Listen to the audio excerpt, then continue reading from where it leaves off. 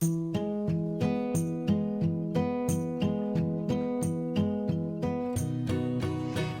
everyone and welcome. Today I am going to do a little review on a product sent to me by Arteza.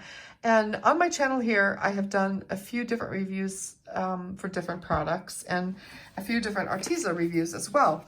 And I don't do it that often, but they were kind enough to send me these paints and in exchange for an honest review. And I am not receiving any kind of commission. I will offer you a coupon in the description box in case you would like to purchase them. But they truly just want my honest review, and I decided not to take any commission on sales of this product, so it truly is my honest review. And the reason that I like Arteza, and other brands in a similar niche in the market, is because they offer a wide variety of really well-made student-grade products, for the most part, that I've tried for a really affordable price. Because sometimes when we're first beginning, we don't want to make a huge investment into our materials. And a lot of the things like that I use now, that I mean, it's my livelihood. I do this for a living, and so I have some tools that are fairly expensive that I would not expect a beginner to buy. And so products like these are really great while you're getting your feet wet and you're learning, and when they start to run out, you can replace them with artist grade materials, or sometimes you fall in love with something and you continue to use it. I still have some student grade paints that I use, and also brushes and papers. So it's just a really wonderful way for people who don't want to invest a lot of money can get started and have a wide variety of materials available to them. And one of my favorite products from Arteza has been their watercolor paper, their premium cotton, 100% cotton watercolor paper, the cold press. It's a wonderful paper. I mean, I've used it many times. So, and their gouache is great. I've used it many times. So there are things that I really, really love. And I thought I would show you these. So these are the half pans in a metal box, reusable paint when dried on palette. It says non-toxic.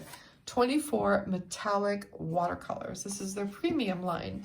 And what I love about Arteza, number one, their packaging is better than most professional paints. Okay, so their packaging, they put a lot of thought into their packaging for us, and it's really beautiful. So it is distributed by Arteza in Wilmington, Delaware. That's where their US offices are. I believe they are made, let's see, designed in the USA, manufactured in China, which is very common for a lot of art supplies. So it's not uncommon, or Japan, or different places around the world. So that is not uncommon. But they say they're an American company, designed in USA, manufactured in People's Republic of China. So kind of like Mattel or Fisher-Price Toys, right? Same thing. Now, they do give you a 20% off coupon for your next purchase when you buy this product. And they give you another thing to visit on their website for helpful tips. And they do have a really nice website. So what I like too is that they give you, all of the colors are listed on the back with their color number, okay? So how they've decided to list their colors. They don't give any more than that on this one. Conforms to non-toxic standards. This product plants trees. I don't know what that's about, but I'm sure you could look it up on their website. Okay, so I'm going to open up the box, which is a really nice box. However, I will recycle it. I'm not going to keep it. But the product comes in a really, really nice metal tin, as nice as any professional paints I've ever purchased, okay? It has their logo on the front, says that it's 24 metallic watercolors. When you open it up, you have mixing trays, which are super, super useful, and it's what I use all the time for my mixing when I'm using pan paints. So it's great. It comes with this, which is a chart that you can put your colors down on. I'll show you that in a minute. And then all of the paints are wrapped, but they're not wrapped in an obnoxious way. They are wrapped with the color number and the color name, all right? And then please turn over. Well, we'll see what happens, but you can just slip these out. They're not like wrapped like crazy. So if I just take this off, sometimes paints are wrapped in so hard that it's impossible to get them open. But this, you just take the wrapper off and then you pop it back into place. Okay, so I'm not going to do that on video. I'm going to take care of that off camera, and then I'll be back to tell you some more. Okay, so I have now unwrapped all of the paints, and what a rainbow, huh? Really pretty, kind of candy colors. They're beautiful. And what I'm going to do is I'm going to swatch them out on white paper and black paper, because with the set, they give you white watercolor paper with all of the names written down on it, and also black watercolor paper with all of the names written down on it. So you can make your own color charts, and that's what we're going to do.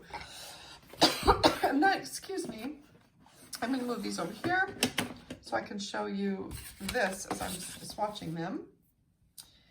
And I need to turn this upside down. I have it in the wrong way. Okay, so let me get a piece of tape and tape my color chart a little bit higher on the board. I am now a watercolorist who uses an easel because of a neck injury, and I never had to do that before, so it has been a learning curve, right? I'm just gonna put a little bit of tape to hold those up. Okay, so let me get my swatching brush and we will start. And I'm gonna do this in real time. I'm not a real fan of when things are fast. I like to see things. And I'm gonna spritz these paints. Actually, no, I'm not. First I'm just gonna wet one and see how easily they wet. So fairly easily. Put your wet brush in there. Sorry. Put your wet brush in there and you pick up paint right away. So I just wanted to show you that, because sometimes mica paints can be really hard, or metallic paints can be really hard to wake up. And by wake up, I mean activate on your brush. I always tend to spritz my paints with water. It's just my habit. So I'm gonna start up here. The first one is called Diamond White. Okay, and this paper is not a pure white. It is sort of a creamy white. So you're gonna see these lighter colors are not gonna be probably that visible until the paint is dry. So that one was silver. These do pick up really nicely. The next one is Mars Black. So to have a black mica is a really nice thing. These are nice and transparent for mica paints. The next one is Lemon Yellow. I'm going to keep that away from the black. And that Mars Black actually has a little granulation. That's nice. This one is called Gold. So just a metallic gold. Drop a little bit more of that in there. They are nice and transparent, which is something I actually look for in mica paints. It depends on what you like to do with them. Sometimes if you're doing hand lettering and things like that, you might want them more opaque, but I typically use them to drop into regular paints. That one was called Aztec Gold. This one is called Bronze. Beautiful, that's really a pretty color. The next one is called Glowing Peach.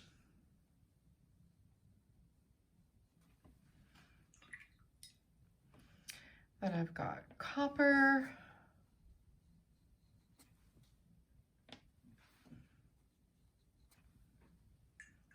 Pretty. Cherry Blossom Pink. It really is. Watermelon Pink. So a warmer, more coral pink. And then one called Iridescent Pink, which looks like an interference color. So it's white. You see how I'm swirling it down here? It's white in the pan, and you probably won't really be able to see it until it dries. And when it dries, I'll lift these up so you can see them better. But I'm just going to go this way. So next I have Powder Blue. And again, these are fairly transparent. You can see the black lines and the lettering underneath. If I put an opaque paint on there, you wouldn't be able to see that. That's Sky Blue. This is Frosty Blue, so more like an aqua. This is Cactus Green, which they have Cactus Green in their watercolors, and it looks nothing like that. So I'm thinking that the names don't transfer between the lines. This is Jungle Green. That's an interesting green. It doesn't really look green, maybe when it dries. This is Lime Green. Pretty. Lettuce Green. And so these are more like pearlescent paints. They're not mica paints, if you know what I mean. There's a difference. I'm going to show you. That's Iridescent Green, so the same thing. It's kind of white in the pan, and then when it dries, I bet it's different. This one is called Plum Purple. Sort of a magenta. This one is called Lilac. This is Orchid Purple. And this is Ballerina Pink. So I see these colors as pearlescent colors, not, and you could call them metallic. So if you're used to like Fine Tech or the Daniel Smith pearlescents, that's what these remind me of more, except for not quite the intensity of those other ones. These, again, these are not professional grade paints. They are really nice student grade paints. So I would say they're kind of between a student grade and a professional grade. Now, so while these are drying, I'm going to swatch some other mica paints or metallic paints that are handmade. And we'll see how they dry. I'll do a Frosty Pink.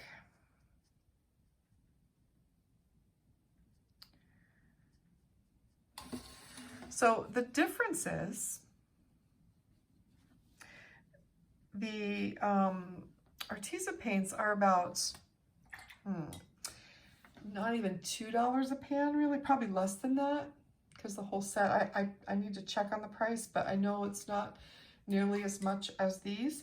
And these are more like $8 to $10 a pan. So the price difference is immense, right?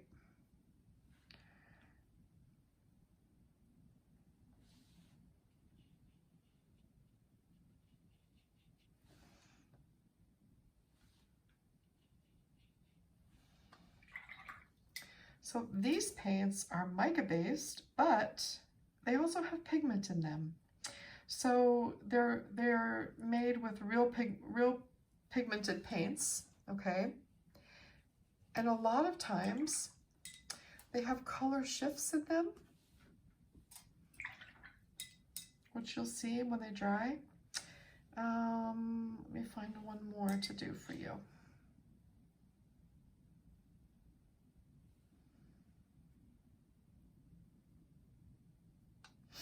This one's harder to wet. These I definitely like to wake up before I use them. I mean, look how rich that is, right?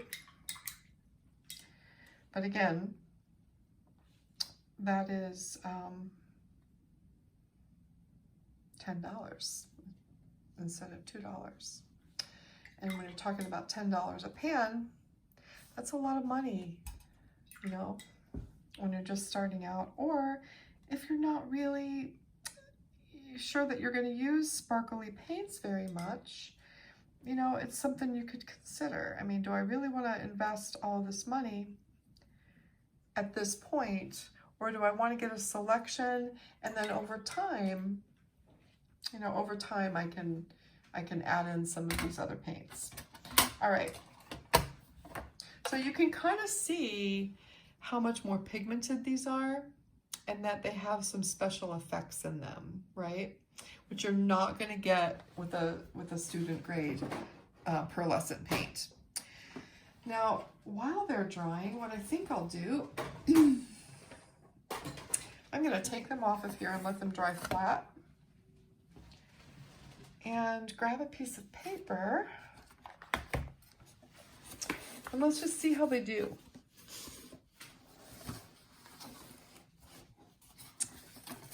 Okay. A piece of tape. I'm sorry about the easel thing. I just much prefer to be flat. Okay. That down. We'll put, oh, I forgot, we're gonna paint the black swatches too. And then while that's drying too, we will just take a look at how they work on watercolor paper. All right, let's do the black swatches, because that's important. A lot of people use these on black paper. I am not someone who does, so it doesn't mean much to me, but I know a lot of people like it. So again, diamond white.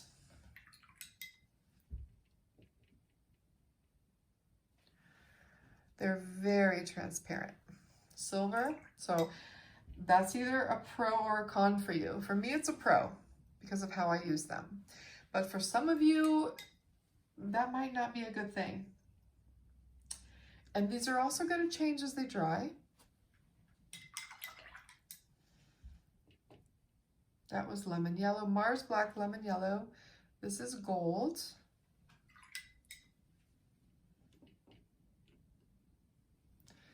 This is Aztec gold.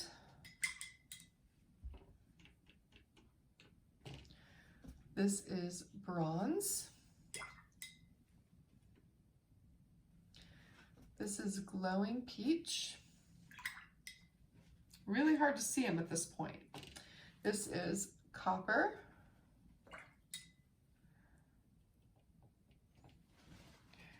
Cherry blossom. Watermelon.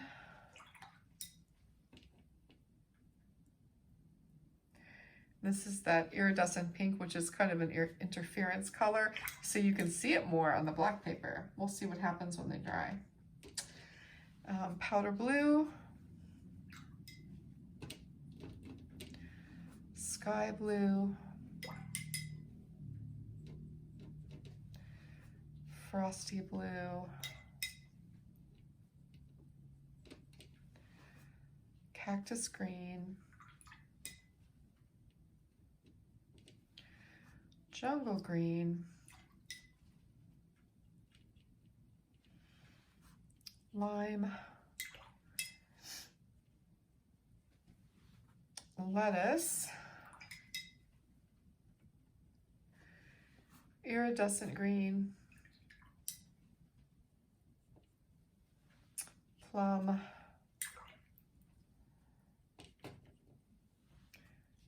Lilac.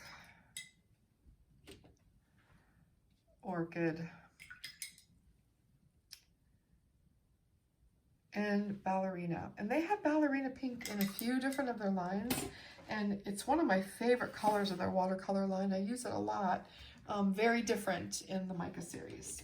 Okay, and I'm also, while I've got this here, I'm also going to swatch a few of my handmade mica metallic pearlescent paints, so you can kind of see how those might react to when they dry.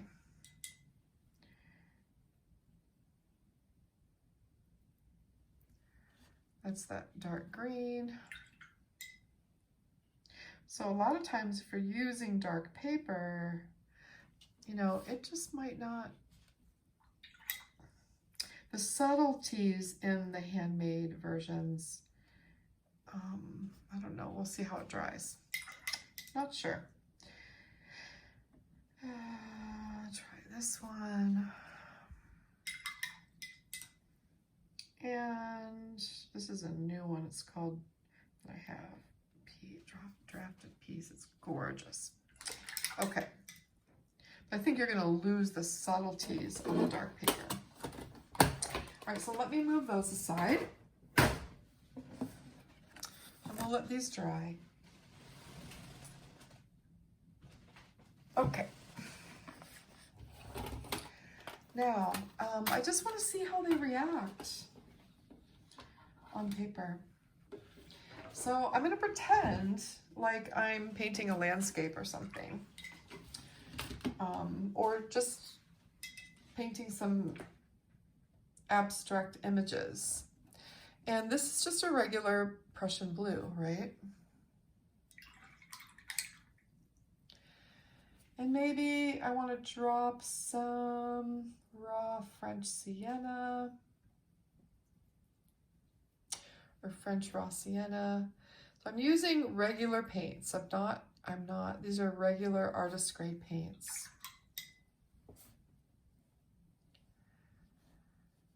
Okay, and let's say I want to drop something in, and I think I really liked this green. Ooh, it disperses. That's interesting. So it's pushing the other paint around. Let me add a little bit more Prussian blue to that. All right, so it will lay on top. And let's try another color and see if the same thing happens. Let's try some of this blue, just see what happens. Okay, it's dispersing. You see that? So let me try another color and make sure it's not just the Prussian blue. So this is like an indigo.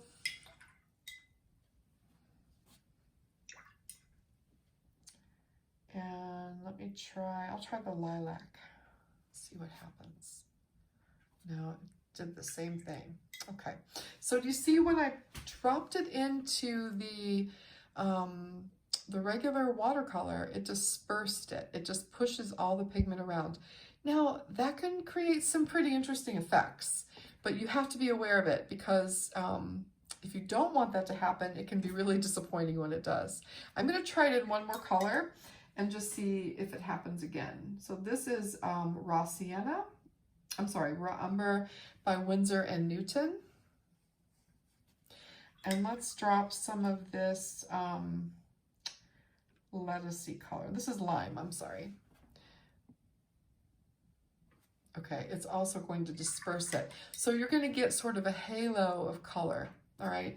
Now, let's see what happens if I put some Prussian blue down and then use some of the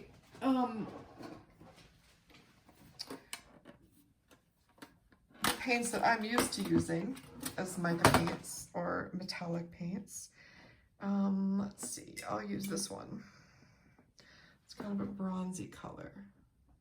See how it just settles into the paint and it doesn't push it away?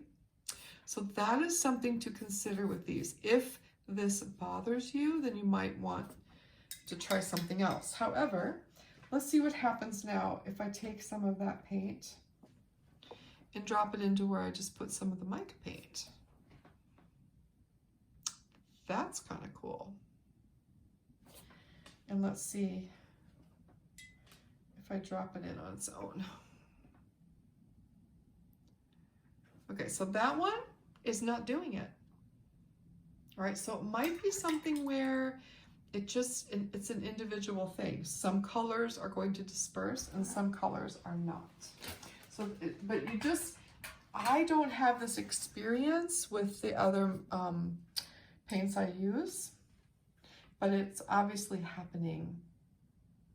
So let's try another paint. This is just a transparent yellow oxide.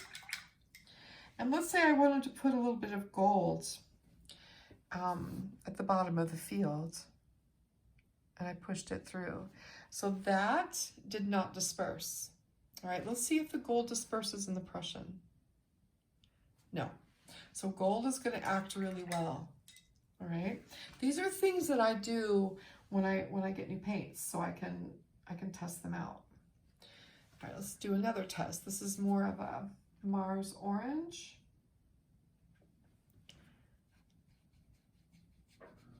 Okay.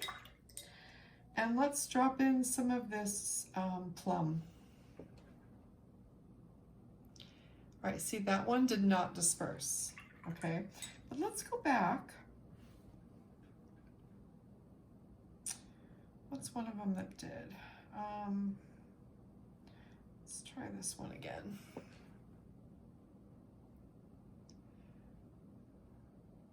That one is fine. Okay, so it looks like it's really going to depend on the pigments. I really like to test things out to be sure that it's not just something that's particular. All right, let's go back to Prussian Blue then. Because I'm showing you this because I don't use mica paints straight. You know what I mean? Here, I'm gonna use this plum again that did not disperse and put it into the Prussian Blue. Yeah, that's great. And then this one, good. So I think it really just depends on the combinations. Otherwise, they're acting pretty much like the other paints that I use. Okay, so that's a big thing for me. Now, what if I want to see like this beautiful Mars black?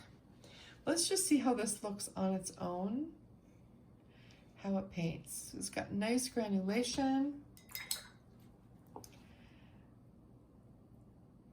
Just run some water in it and see how it blooms, really nice.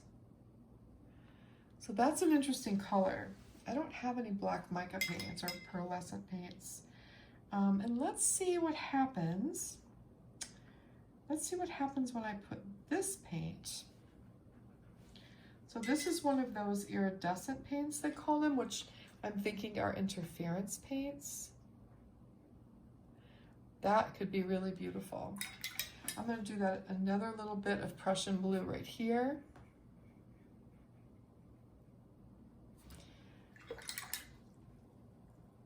So these are the things that I do. These are really important tests to me. I like to see how things react to each other. It doesn't matter so much what I'm painting. It matters, ooh, look at that. That's Prussian Blue with the iridescent pink. And we'll see what happens when this dries. Just kind of letting it run in there. So you can get some really fun effects. I am not a person who is going to use these paints for a painting, all right? These are accent paints. These are like condiments. It's like salting your food. You don't want to use too much, just a little bit, all right, to add some spark. All right. Now, let's let this dry while we go back to our color charts. So these are mostly dry, and as they dried, they became very, very sparkly. There's a lot of reflective quality to them. They're still fairly transparent, but you can definitely see the color. So if I tilt it, you can see that they're shimmery. They do not color shift except for the iridescent green and the iridescent pink, which look fairly clear until you, so it's clear and then it's pink. Do you see that? It's clear and then it's pink, this one here. The iridescent pink. And then the iridescent green is green and then clear and then green and then clear. But other than that, they don't color shift. If you look down here, you're gonna have like this color here, it is grays and blues, and then if you tilt it, you're gonna get these blue shimmers. This one too, dark green and black, and you get this green shimmer. This one has like a mauvey, bronzy shimmer with different colors of green. So you're gonna get different like color shifts because These are pigment based, all right, with mica added. All right, that's very different than these that are more like pearlescence. Okay, they're going to be one color and they're going to be very pearly. I hope you can see that as I tilt it. And they're very pretty. I think I'll use them. I really love this Mars Black. I love this glowing peach and the bronze. I think these would be really pretty dropped into fields and landscapes. I like this lilac, which would be an interesting horizon color for seascapes, I think. Yeah, I like this jungle green very much. Some of these are a little on the bright side for me, but I could see dropping them into other things. They're fun. All right, but you can definitely see the difference between a paint like this and a paint like this. Okay, what the difference in what they do. All right, I think they're really nice quality. I am not an expert on mica paints or iridescent paints in any way, but I do use them a lot. I just don't use them as much as some people. All right, here is the black. So these are not totally dry, but they really show up quite a bit more when they're dry. And to me, they all look, a lot of them look the same. So I am not that impressed with the black paper. Do you see how these two look the same? These look the same. The iridescent pink and the iridescent green really change on the black paper, but like all these blues, these pinks, they're all the same. They all just look silver. There's a little bit of difference between the greens, not tremendous. The plum purple looks blue. The lemon yellow, the gold, and the Aztec gold all look the same.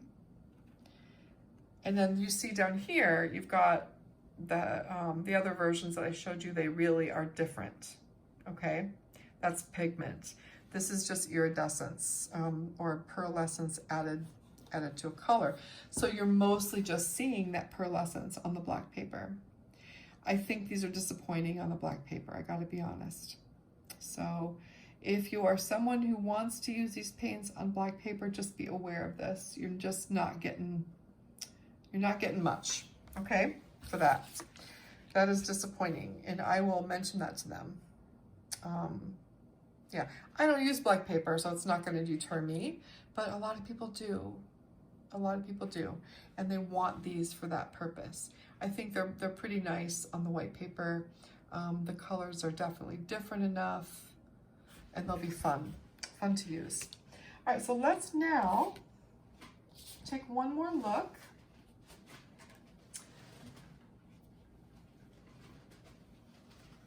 at this. So this is pretty cool, especially, I mean, the gold is really nice. This gold is really nice. It's done some interesting things when dropped into regular watercolor. I like the Mars Black on watercolor paper. It's pretty. What I love the most is this. When I dropped that interference or the iridescent pink into the Prussian Blue, it made this beautiful, like I could see using it in underwater scenes on like a sea anemone or something like that. It is gorgeous. I don't know if you can see that or not. See if I can tilt it so you can see it. Well, it is very pretty. See that? So I do like them when dropped into other colors, which is how I would use them. I would especially use them dropped in horizon lines and things like that. I do that quite often in my work. And this is very pretty how these pushed out and made this sort of dreamy edge here. Very nice. So yeah, I think this is how I'll use them. I think they're really nice for that, for the price and all the different colors you get. If you work on white paper, I think they are a great value. So these are the Arteza 24 metallic watercolors. There's a link in the description box that gives you a 10% coupon for a limited time only. And yeah, check it out. Thanks so much, everybody. Thanks for tuning in. Take care. If you would like to see these Arteza metallic watercolors in action, please check out my new Dandelion lesson coming here to YouTube soon.